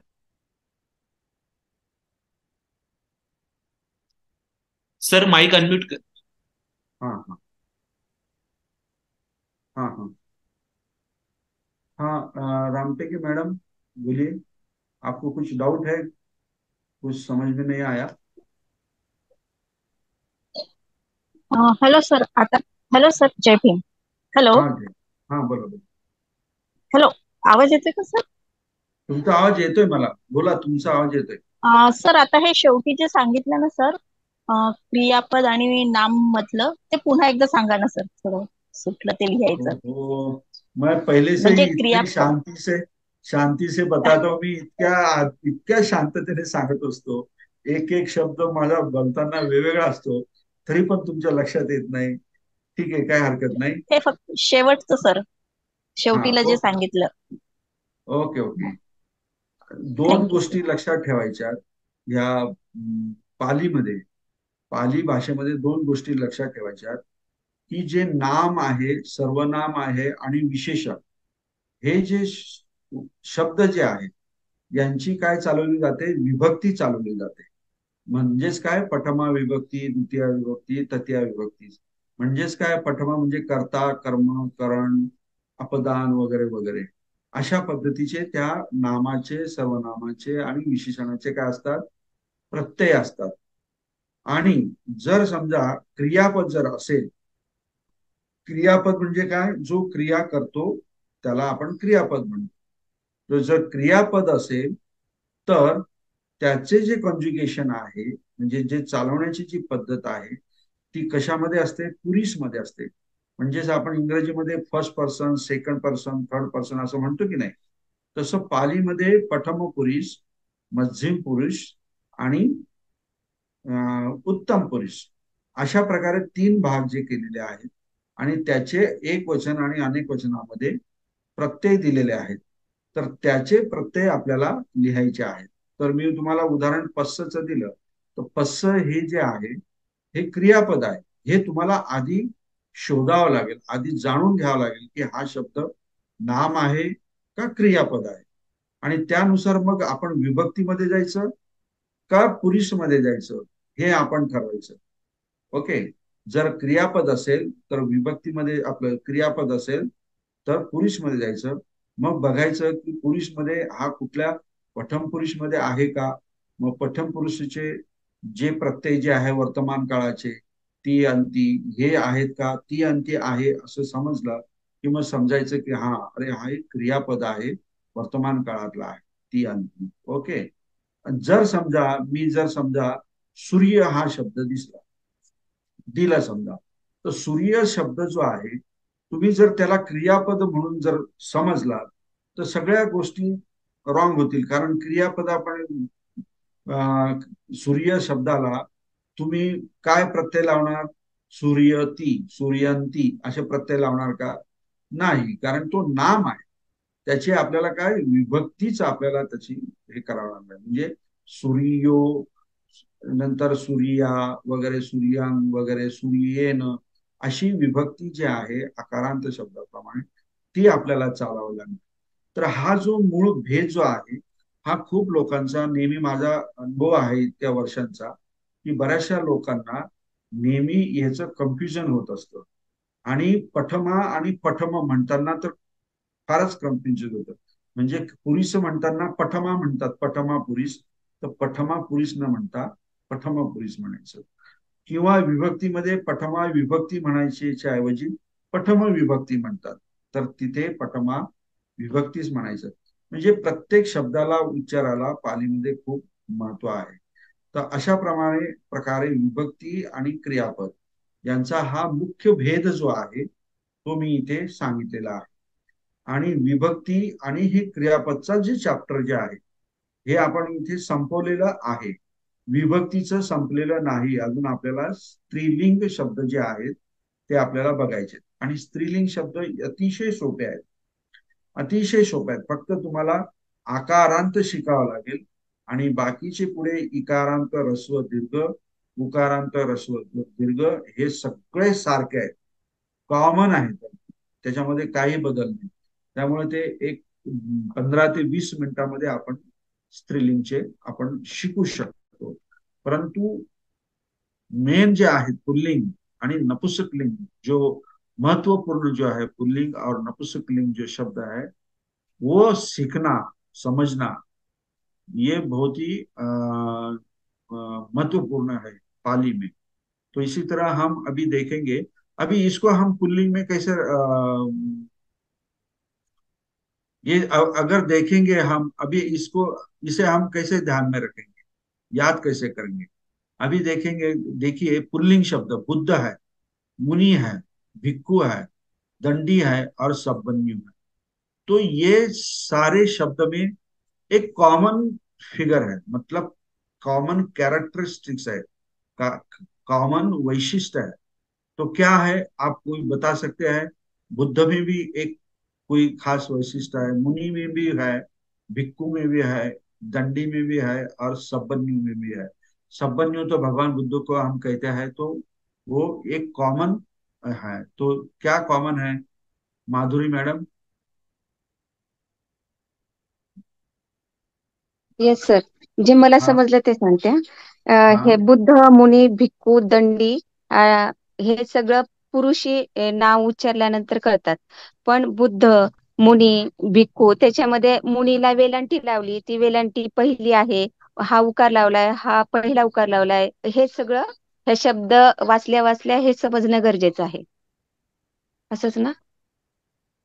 नाही, वैशिष्ट्य, कॅरेक्टरिस्टिक्स, हे जे पुल्लिंग शब्द जे आहेत हे व्यक्ती आहेत ना सगळे, बुद्ध, मुनी, भिक्खू, दंडी, सब हो. ज्या व्यक्ती आहेत ते यांच्यामध्ये कॉमन फिगर काय आहे, कॉमन कॅरेक्टरिस्टिक वैशिष्ट्य काय आहे ते मी विचारतोय.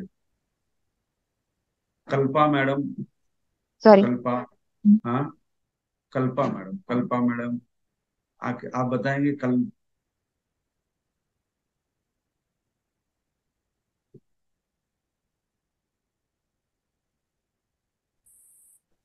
हॅलो. हाँ कल्पा मैडम. हा हाँ यस, बोलिए. आता आता अनम्यूट झालं. मला वाटते नाम, सर्वनाम आणि विशेषण असे प्रकार सांगायचे का ते, असं दिसतंय? न न नाही. ठीक ओके. आहे, मी सांगतो बघा. बुद्ध, मुनी, भिक्खू, दंडी, सब्बन्यू हे जे लोक जे आहेत ना, हे जे व्यक्ती जे आहेत हे सगळे घर सोडून बाहेर पडलेले लोक आहेत. आलं लक्षात? हे कॉमन फिगर आहे त्यांचे, कॉमन कॅरेक्टरिस्टिक्स. हे सगळे घरामध्ये राहतात का? अनागारियं अगारस्मा. आलं लक्षात? हे सगळे काय आहेत? घर सोडून बाहेर पडलेले लोक आहेत. बुद्ध सुद्धा घर सोडलेले आहेत की नाही? निष्क्रमण केलेलं आहे की नाही? ओके. हा, मुनी पण घरात राहतात का? भिक्खू घरात राहतात का? दंडी म्हणजे संन्यासी घरात राहतात का? सब्बन्यू तर आपण बुद्धांनाच म्हटलंय नाही राहत. तर ही कॉमन त्याच्यामध्ये आहे. तर ही जी कॉमन कॅरेक्टरिस्टिक्स आहे ती तुम्ही लक्षात ठेवायची, की जर सरांनी विचारलं की पुल्लिंग शब्द उकारांत काय आहे, तर लगेच आपल्याला लगेच लक्षात घ्यायचं की पुल्लिंग शब्द उकारांत भिक्खू शब्द आहे. हे तुमच्या लक्षात राहावं म्हणून ही तुम्हाला मी आयडिया दिली. आलं लक्षात? ओके. तसंच नपुंसकलिंग शब्द जे आहे ते कसे तुम्ही लक्षात ठेवणार? जसं पुल्लिंग शब्द आपण आता लक्षात ठेवू, जे घर सोडलेले लोक आहेत, व्यक्ती आहेत, ते आपण लक्षात ठेवतात. बुद्ध आहे, मुनी आहे, भिक्खू आहे, दंडी आहे आणि सब्बन्यू आहे. तर आता मी माझ्या पद्धतीने लक्षात ठेवलं की हे सगळे काय आहेत, घर सोडलेले, घरातून बाहेर पडलेले लोक आहेत, व्यक्ती आहेत. तर मग त्यांच्या स्वरानुसार मी ते लक्षात ठेवतो. पण आता नपुंसकलिंग शब्द जे आहे हे कसे लक्षात ठेवणार? ऍट अ ग्लान्स, फल, अठ्ठी, आयु, सुखकारी, स्वयंभू, याच्यामध्ये काय कॉमन आहे? किंवा अशी काही ट्रिक्स तुम्ही डेव्हलप केली का की ते तुमच्या लक्षात राहील?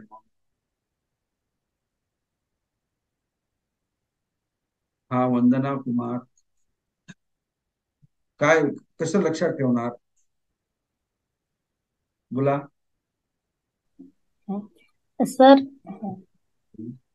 हॅलो हा, सर, बोला बोला. हे फल, अट्टी, आयु हे जे आहे ना, म्हणजे हा, हे नाही, वस्तू आहे, वसल्यासारखे वस्तू आहेत. त्याला जीव नाही, सजीव नाही आहेत ते, असं आयु असं. स्वयंभू, याला जीव हा, नाही. बरोबर. म्हणजे फक्त वस्तू सारख्या सुखकारी, याला वापरण्यासाठी. जीव नाही. त्याला नाऊन सर्वनाम नाहीये किंवा कर्ता नाहीये, कर्म असं. तो कर्म पण नाही, कर्ता पण नाही आहे, सर्वनाम पण नाही आहे, नाम पण नाही आहे. करता, सर्वनाम वगैरे, हा, हे असं काही नाहीये. अं, तसं काही आपल्याला लक्षात नाही. जसं मग लक्षात ठेवण्यासाठी मी तुम्हाला एक हिंट दिली की नाही, पुल्लिंग शब्दाचे, की जे हा घर हा सोडलेले लोक जे आहेत त्यांचे नावं घ्यायचे. मग बुद्ध, मुनी, भिक्खू, दंडी, साबन्य, हे पुल्लिंग शब्द झाले स्वरांत. तसं नपुंसकलिंगसाठी तुम्ही काय इथे काय ट्रिक वापरणार की हे शब्द आपल्या लक्षात राहिले पाहिजे. आलं लक्षात? तर मी माझ्या पद्धतीने, वैशाली मॅडम, हा सांगा बरं वैशाली मॅडम, बरेच दिवसात ना त्यांचा, अरे सॉरी सॉरी, माझ्याकडनं इंग्रज झालं, तरी माहिती आहे तुम्हाला. ओके, काही हरकत नाही. नपुंसकलिंग, फल, नंतर काय, आ, ईच काय, अठ्ठी. ओके, नंतर अठ्ठी, नंतर आयु, नंतर सुखकारी, सुखकारी आणि स्वयंभू. हे शब्द आपल्याला लक्षात ठेवायचे. कसे ठेवणार? कसे ठेवणार? बोला. आपला कोण बोलतोय? वैशाली मॅडम बोलत होते ना, कोणीतरी माईक अनम्यूट केला होता.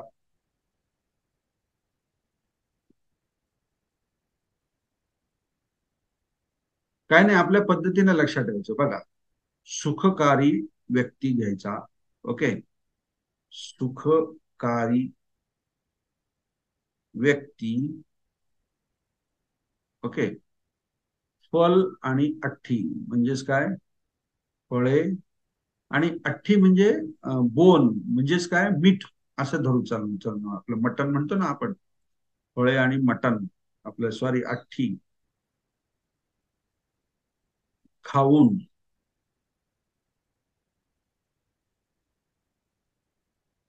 आयुष्य, आयु म्हणजे काय, आयुष्य वाढवून, स्वयंभू होतो, स्वयंभू होतो. हे मी माझ्या पद्धतीने हे लक्षात ठेवण्यासाठी हे वाक्य केलं तुम्हाला. म्हणजे याच्यामध्ये बघा, सुखकारी आहे, फळे म्हणजे फल आहे, नाही का, अठ्ठी आहे, आयुष्य म्हणजे काय, आयु, इथे आयुष्याच्या ऐवजी आयुष्याच्या आयु पण देऊ शकतो आपण, आयु आहे, आणि स्वयंभू आहे. तर हे एक माइंड मॅप म्हणून एक प्रकार आहे बुद्धिस्ट टेक्नॉलॉजीमध्ये, तत्वज्ञानामध्ये. हे जे भिक्खू लोक जे आहेत ना, हे भिक्खू लोक, हे एवढं मोठं 84,000 ते जे सूत्र जे आहेत ते एक मनामध्ये कसे ठेवायचे, पाठ कसे करायचे, तर त्याचं एक टेक्निक आहे, त्याला म्हणतात माइंड मॅप, म्हणजे नकाशा, मनाचा नकाशा. तर त्यामध्ये हे जे टेक्निक जे आहेत ना, ते हे टेक्निक अशा पद्धतीने वापरले जातात. म्हणजे जो पण वस्तू असताना त्याला सिम्बॉलिक, म्हणजे काही चिन्हांची अशी ओळख द्यायची आणि ते चिन्ह लक्षात ठेवायचे. आणि मग चिन्ह लक्षात ठेवून ते चिन्ह डोळ्यासमोर आणायचे आणि त्यानुसार ते शब्दांना किंवा त्या वाक्याला असं म्हणत राहायचं. म्हणजे ते बरोबर लक्षात राहतात. म्हणजे त्याला काहीतरी रेफरन्स द्यायचा अशा पद्धतीने. तर सुखकारी व्यक्ती फळ अठ्ठी खाऊन आयु वाढवून स्वयंभू होतो. म्हणजे फळ आणि चिकन मटन वगैरे खाऊन सुखकारी तो होतो की नाही माणूस, होतो की नाही, आणि आयुष्य वाढतं की नाही, आणि आयुष्य वाढल्यानंतर तो कोणावरही डिपेंड राहत नाही, स्वयंभू. स्वयंभू म्हणजे काय, कोणावरही अवलंबून न राहणारा, स्वतः सगळं काही जाणणारा, करणारा वगैरे वगैरे. अशा पद्धतीने ही मी माझ्या पद्धतीने हे हे केलेलं आहे. ओके. हा, कुंडला मोरे. जय भीम सर. कुंदला मोरे बोलते. हा सर बोला. हे नपुसकलिंग बद्दल थोडं सांगायचं होतं. हा फळ, अठ्ठी, आयु, सुखकारी, स्वयंभू हे मी कसं लक्षात ठेवते ते सांगते. फळ, हा सांग. अठ्ठी, हा फळ म्हणजे हे फळ, हा हा किंवा ही नाही होऊ शकत. हे फळ हा म्हणजे नपुसकलिंगी. हे हाड, हा हा किंवा ही नाही होऊ शकत. हे हाड, हा हे हा आयुष्य, हे सुख आणि हे ज्ञान, सर्वज्ञ हा म्हणजे स्वयंभू. हे हा ज्ञान, हे हा. नेहमी आपण हे बोलतो, हा किंवा ही नाही बोलत. आणि जे करेक्ट आहे, हे बरोबर. किंवा ते बोललं जातं त्याला नपुसकलिंग म्हणतात सर. बरोबर बरोबर, करेक्ट. हा तसं बस एवढं म्हणजे सांगायचं. हा बस आपल्या पद्धतीने तुम्ही जर लक्षात ठेवण्याचा प्रयत्न केला ना, तर तुम्ही आयुष्यभर ते विसरणार नाही. आलं लक्षात. हो. आता मी असं माझ्या पद्धतीने केलंय, तर म्हणून तुम्ही सुद्धा इसी तरह आप भी ध्यान में रखिए, रखो, तो मैं ऐसा नहीं कहूंगा, आपके हिसाब से आप आपको ये ध्यान में रखने की कोशिश कीजिए. ओके. जी सर, ठीक है सर, हाँ, थैंक यू. जय भीम सर. जय भीम. गुड. अभी किसी को कुछ डाउट है, ये नपुंसकलिंग और पुल्लिंग शब्द के जो भी हमने प्रत्यय देखे, उदाहरण देखे, तो किसी को कोई डाउट है? क्योंकि हम अभी ये चैप्टर यहाँ पे क्लोज करने वाले हैं. हम स्त्रीलिंग का ये लेंगे अभी, एक दो जो अ, उदाहरण जो है, हम उदाहरण यहाँ पे लेंगे. ज्यादा वक्त नहीं है, लेकिन एक दो उदाहरण हम यहाँ पे ले सकते हैं. ओके.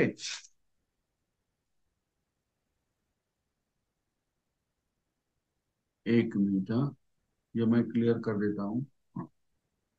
यहाँ पे मैं ये लिखा, निच्चांग, निच्चांग झाइनो, झाइनो, झाइनो, धीरा, निब्बाणं,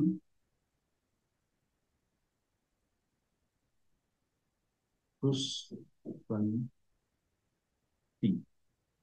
ओके.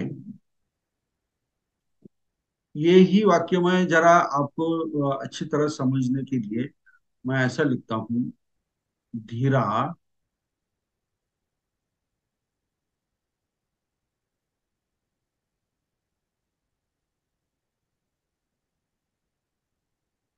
ओके, धीरा, निब्बाणं, स्थिति. धीरा झाइनो,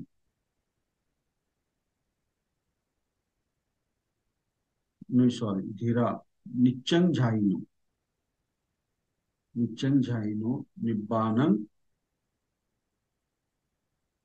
पुस्सन्ति. हाँ, धीरा निच्चंग झाइनो. हम्म. अभी कौन बता सकता है ये? यहाँ पे पहले ये मुझे बताइए, यहाँ पे नाम कौन कौन सा है और वर्ब कौन से है शब्द? नाम कौन कौन सा है, नाम?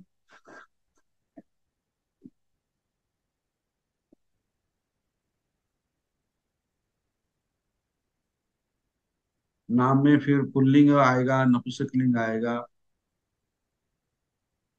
वो स्वर के हिसाब से कौन कौन से आते हैं यहाँ पे।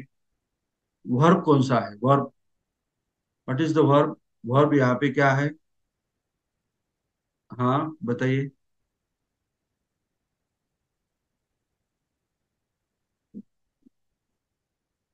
बताइए, म्यूट अनम्यूट करिए आपका ये माइक। Thank you sir. हाँ हेलो। हाँ बोला।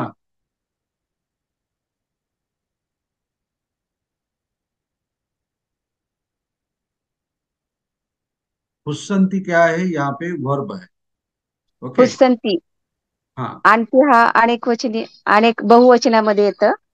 हाँ हाँ ओके। धीरा हे नच्छम म्हणजे नाचणं, आणि त्याला वरती टिंब लागला म्हणजे द्वितीय आली. झाईनो, नो हा प्रत्यय धीरा, लागलाय. धीरा म्हणजे काय म्हटलं तुम्ही, धीरा? धीरा म्हणजे जमीन हा? आहे काय, हे मला नाही कल्पना नाही सर. धीरा म्हणजे जमीन असं काही आहे का? नाही पण काय त्याचं काहीतरी सांगितलं, नाचणे असं काय म्हटलं तुम्ही? न नित्यम म्हणजे नित्य असं ना. नित्य, ओके बरोबर. हा. नाही मला हम्म. यांचे स्वरांत हे सांगा, कोणकोणचे स्वर यांच्या, आता नाम कोणचे आहे, कोण आणि कोण नाम? धीरा. हा? हिरा, हा कोणत्या स्वरांत शब्द आहे? रा. काना आला, र ला काना आला. आ. मग आ जो आहे हा स्वर आहे. ओके. आका. हा. मग हा आकारांत शब्द आला का? बुद्धो, बुद्धा त्याच्याप्रमाणे हा आ आला. हो, पण मग स्वर अंत काय आहे या शब्दाचा, मूळ शब्द काय आहे? आ. आ. आ कसा येईल? अ चा हा मूळ शब्द, सॉरी, जे आ इ ई आहे त्याच्यामधला अ आला इथे. हा म्हणजे मूळ शब्द काय आहे, धीर. हम्म. त्याला आ हा प्रत्यय लागलेला. आ प्रत्यय लागला. हा, हा तो शब्द धीरा आकारांत शब्द नाही आहे. तुम्ही त्याचा आ प्रत्यय बाजूला काढल्यानंतर तो धीर शब्द अ आकारांत झाला. अकारांत, अकारांत. हा पुढे बोला. हा, निश्चय शब्द काय आहे, कोणत्या स्वरांत आहे? निच्च, अ. इथे पण हा अ चाच उच्चार होतो सर, व्हेरी गुड. अकारांत. झाइनो. झाइनो, हा ओ. ओ. झाइनो, अ. झाई न, नो हा प्रत्यय आहे. झाई न हा जर मूळ शब्द असेल तर याला पण अच प्रत्यय लागतो. सॉरी, चुकीचं, चुकीचं, रॉंग झालं. सॉरी, सॉरी, पुढे कोण सॉरी. सांगतात? तुम्ही नीट व्यवस्थित बघा तुमच्याकडे काय, आता एवढं लिहून समजून सांगितलं मी की प्रत्यय कसे बघायचे. हा, सीमा जाधव मॅडम, सीमा जाधव मॅडम बरोबर सांगते. ओके. याचा मूळ शब्द काय आहे आणि प्रत्यय काय आहे? हा बोला. झान शब्द आणि नो हा? प्रत्यय. नो. नो प्रत्यय आहे, करेक्ट. नो हा. प्रत्यय आहे. ओके. हा, आणि बाण द्वितीय कोणत्या आलं. स्वरांत आहे, कोणत्या स्वरांत शब्द आहे? झान अकारांत. मग झान आकारांत, अकारांत. आकारांत जो तुम्ही म्हणता आहात, तर हा. आकारांत शब्दा, बुद्ध शब्दाच्या यामध्ये नो आहे का ते बघा हो, बरं. नाही येत, नाही येत. मग तुम्ही कसं काय म्हणता हे आकारांत शब्द आहे जाम? झान, पण मूळ शब्द झानच येतो तो. नाही, प्रत्यय बाण. काढल्यानंतर, नो प्रत्यय काढल्यानंतर काय उरतं खाली? झाई. झाई. हा. जसं चागी, इकारांत. आपण हा, जसं आपण बघितलं की नाही, मुनी, चागी, रवी वगैरे असे शब्द बघितले की नाही, तसं झाई म्हणजे काय, ध्यान करणारा.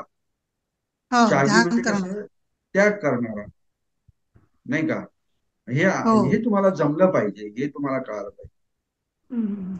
कोणत्याही शब्दाचा प्रत्यय जो आहे तो वेगळा काढल्यानंतर उरलेला शब्द जो आहे तो काय, स्वर अंत असतो. हे लक्षात ठेवा, स्वर अंत असतो. तो मूळ शब्द नाही होत. आता इथे झाई हा हा शब्द जो आहे हा ध्यान करणारा, ओके, व्यक्ती. पण झाई ध्यान करणारा म्हणजे ध्यान जो आहे हा इथे मूळ शब्द आहे. आलं लक्षात? पण ध्यान पासून झाई हे नाऊन तयार झालं. ओके, हे नाम तयार झालं. हे नाम तयार झाल्यानंतर हा झाई इकारांत शब्द आहे. इकारांत शब्द आहे. तर इकारांत शब्दांच्या नुसार नो प्रत्यय ह्या इकारांतामध्ये आहे. तो कुठल्या विभक्तीला आहे?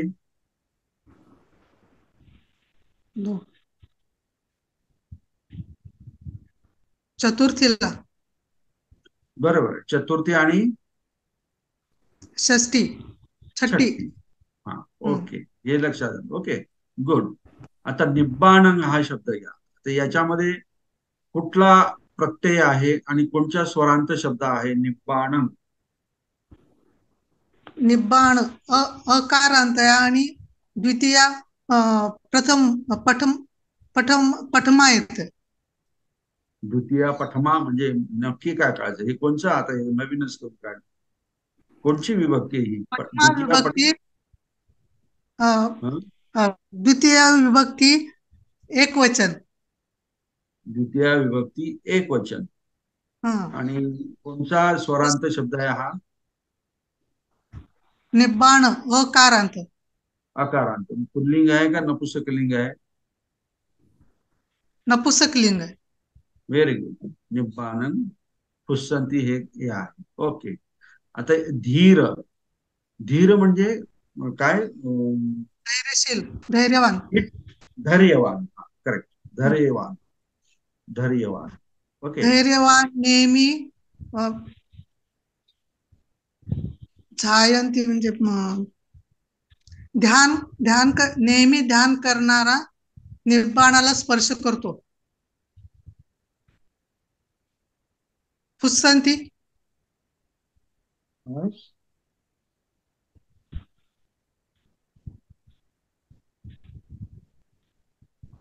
त्याच्यामध्ये झाईनो शब्द जो आहे हा नीट तुम्ही बघा. कोणत्या ह्रस्व आहे का हे आहे दीर्घ शब्द आहे? तो ह्रस्व शब्द आहे का दीर्घ शब्द आहे? ह्रस्व आहे. ह्रस्व आहे. ह्रस्व शब्द आहे. बरं. मग ह्रस्व शब्दामध्ये झाईनो जो शब्द आपला नो जो प्रत्यय जो आहे हा कुठल्या याला आलेला आहे? तुम्ही जर म्हणत असाल, तू जर समजा ह्रस्व आहे तर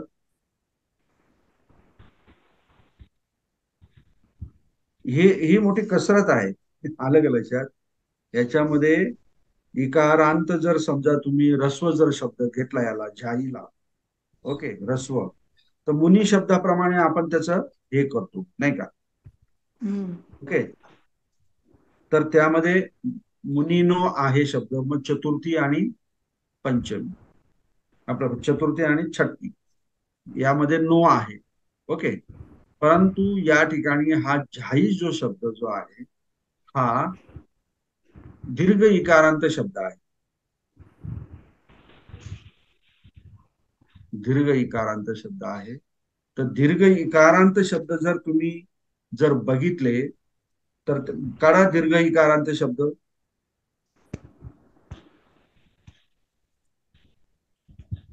काढले? तर त्यामध्ये नो हा जो आहे कुठे कुठे आहे? नो प्रत्यय कुठे कुठे आहे?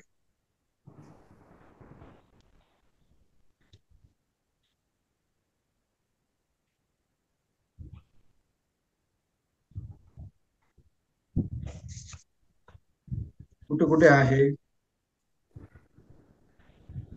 प्रथमा विभक्तीमध्ये आहे. आणखी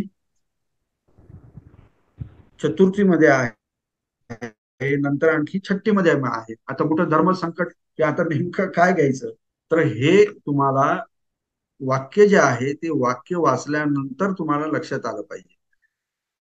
निच्चंग झाईनो धीरा निब्बाणंग फुस्संती. इथे डबल स आहे. ओके. ओके. तर या ठिकाणी हा झायिनो जो आहे हा प्रथमा विभक्ती अनेक वचनामध्ये येणार, म्हणजे अनेक ध्यान करणारे जे लोक जे आहेत ते लोक, आलं लक्षात. आणि जे धैर्यवान आहेत, धीरा, हे सुद्धा अनेक वचनामध्ये आहे की नाही. धीरा, अनेक धैर्यवान म्हणजे बुद्ध शब्द, बुद्धो बुद्धा, म्हणजे अनेक काय ध्यान करणारे, अनेक धैर्यवान, आलं लक्षात. निच्चन म्हणजे नित्य ध्यान करणारे धैर्यवान निब्बाणाला स्पर्श करतात, असं या वाक्याचा अर्थ होईल. आलं लक्षात. नित्य ध्यान करणारे म्हणजेच काय, झायिनो. धीरा म्हणजे काय, धैर्यवान. निब्बाणन काय, हे कर्म. निब्बाणाला फुस्संती, फुस्संती म्हणजे काय, फस्स शब्द काय आहे त्याच्यावरनं हा फुस्संती शब्द तयार झालेला. म्हणजेच काय,